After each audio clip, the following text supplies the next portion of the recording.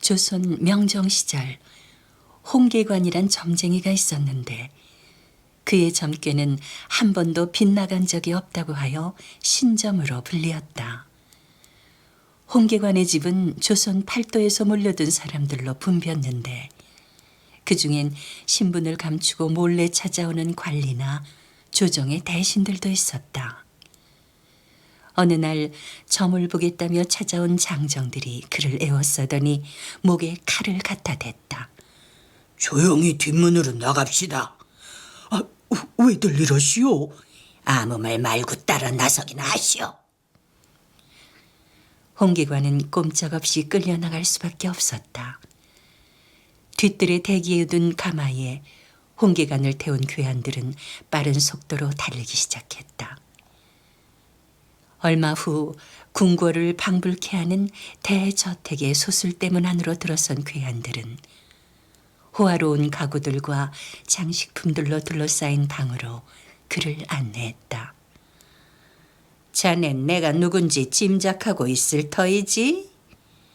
병풍 앞에 앉은 중년의 여인이 요염한 미소를 흘리며 홍계관을 내려다보았다. 나는 새도 떨어뜨린다는 영상대감 나리의 정경 부인이 아니신지요? 그대 이름이 허명은 아니었군. 여인은 만족한 듯 크게 웃었다.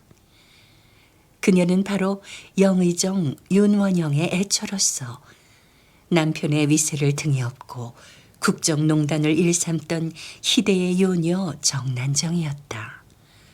거두절미하고 이 사주를 좀 봐주게나. 홍계관은 정난정이 내민 종이 쪽지를 받아들고 고개를 갸웃거렸다. 이것이 누구의 사주인지요? 내 친척일세. 참. 정경 부인의 친척 중에 육축이 있을 줄이야. 아니 육축이라니 무슨 망발을 그리 하는가? 발끈하는 정난정을 보며 홍계관은 놀랍다는 듯 말을 이었다. 이 사주를 보아하니 태어난 지 4년이면 신체가 갈갈이 찢겨져 죽음을 당할 상이니 소나 도야지 같은 육축이 아닌 다음에야 그런 형벌을 당할 리가 있겠는지요. 그 말을 듣자 정난정은 탄복한 듯 홍계관을 바라보았다. 과연 신점이로구나.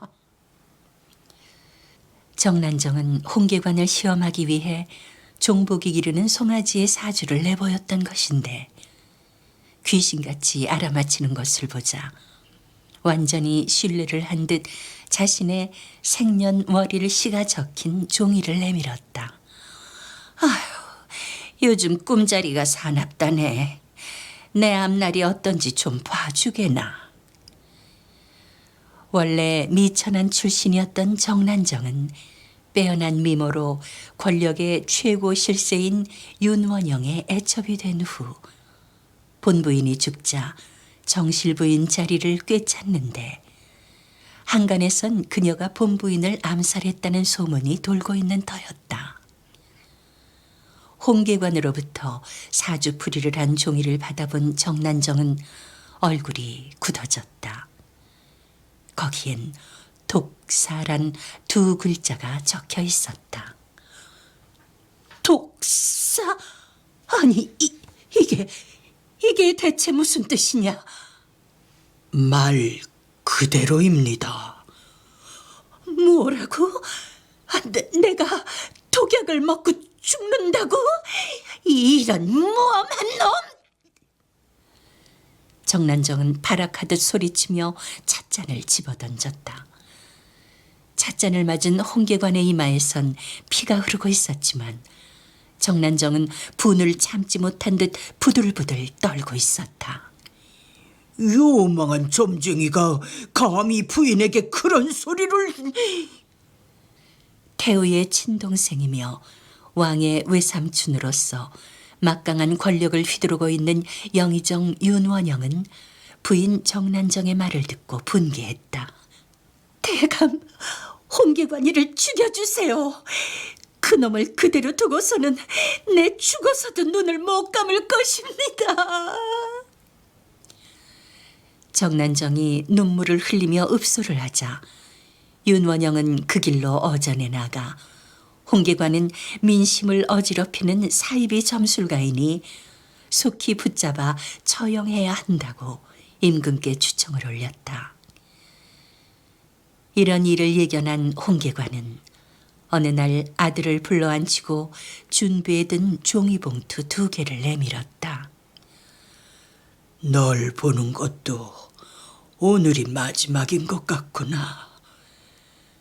여기 이 흰 봉투 속에 네가 앞으로 처리해야 할 집안 대소사를 적어두었으니 이대로 행하면 큰 탈이 없을 게야. 그리고 이 붉은 봉투는 몸에 꼭 지니고 다니다가 네 목숨이 위급할 시에 꺼내보도록 해라. 아버님, 명심하겠습니다. 아들의 손에 봉투를 쥐어주는 홍계관의 눈자 위에 눈물이 어렸다. 다음 날 새벽같이 들이닥친 관리들에게 붙잡혀 왕궁으로 끌려간 홍계관은 임금 앞에 꿇어 엎드렸다. 네가 홍계관이란 점술가드냐? 혹자는 너를 신복이라 하고 혹자는 너를 혹세무민한다 하니 너를 처벌하기 전에 어느 것이 진실인지 알고자 한다. 임금이 손짓을 하자 내관이 상자를 들고 와 조심스레 홍계관 앞에 놓았다. 그 상자 안에 무엇이 들어있는지 맞춰보아라. 어명을 받은 홍계관은 잠시 눈을 감고 생각에 잠겼다. 쥐인 줄로 아옵니다. 홍계관이 정답을 아뢰자 임금은 감탄한 듯 고개를 끄덕였다. 하면 그 속에 쥐가 몇 마리 들었는가? 3마리입니다. 홍계관은 자신 있게 대답했지만 임금은 노해서 소리쳤다. 저자에게 상자 속에 든 걸 보여주어라. 내관이 상자를 여니 그 안엔 쥐 1마리가 들어있을 뿐이었다. 점괘엔 분명 3마리라고 나왔는데 어찌된 영문인지 모를 일이었다. 당황하는 홍계관을 보며 진노한 왕이 불호령을 내렸다. 네 놈은 사람을 속이는 요망한 점쟁이가 분명하다. 쥐임까지 속이려 하니 이놈은 극형의 처함이 마땅하구나. 당장 끌고 가서 처형하도록 하라. 홍계관은 변명할 틈도 없이 형리들에 끌려 노량진 언덕에 위치한 형장으로 끌려갔다. 이미 각오는 하고 있었지만 그도 인간인지라 생에 대한 미련을 버릴 수가 없었다.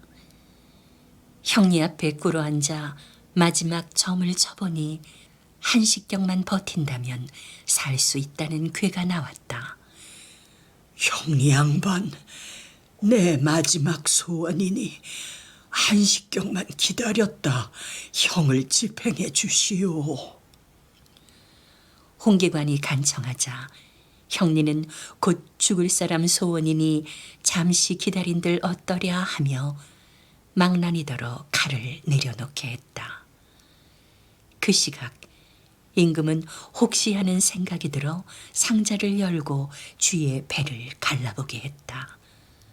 그런데 뜻밖에도 쥐의 뱃속에 새끼 2마리가 들어있었다.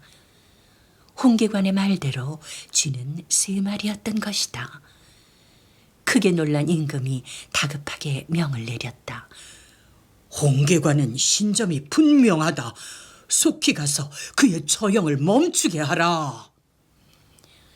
어명을 받은 전령이 급히 말을 몰아 멀리 형장을 바라보니 망나니가 홍계관의 목을 금방이라도 내려칠 듯 칼춤을 추고 있었다. 어명이요, 사형을 중지하라! 전령은 다급하게 소리치며 손을 흔들었다. 멀리서 말을 탄 전령이 뭐라고 소리 지르며 손을 흔드는 모습을 본 형리는 망나니에게 소리쳤다. 서두르게 빨리 집행하라고 야단일세. 그 말이 떨어지기 무섭게 망나니의 칼이 바람을 갈랐다. 신점으로 불리며 일세를 풍미한 홍계관은 그렇게 형장의 이슬로 사라졌다. 뒤늦게 이 일을 보고받은 명종 임금은 아차 실수로다 하고 크게 단식을 했다고 하며 그로 인해 홍계관이 사형당한 곳을 아차 고개라고 불렀다고 한다. 그 후 홍계관을 죽음으로 몰아넣은 정난정 또한 권자에서 밀려난 윤원영과 함께 독배를 마시고 생을 마감했으니 홍계관의 예언이 적중한 셈이었다.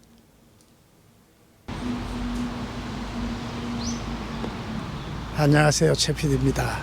오늘은 서울의 전설을 찾아서 동작구 노량진에 위치한 사륙신묘를 찾았습니다. 여기서 사륙신묘로 올라가는 이 고갯길을 옛날부터 아차고개라 불러왔습니다. 우리가 무슨 큰 실수를 했을 때 아차 하는 바로 그 아차고개입니다. 네, 여기에는 신점으로 불리면서 조선 최고의 복술가로 이름 높던 점쟁이 홍계관에 얽힌 전설이 서려 있습니다.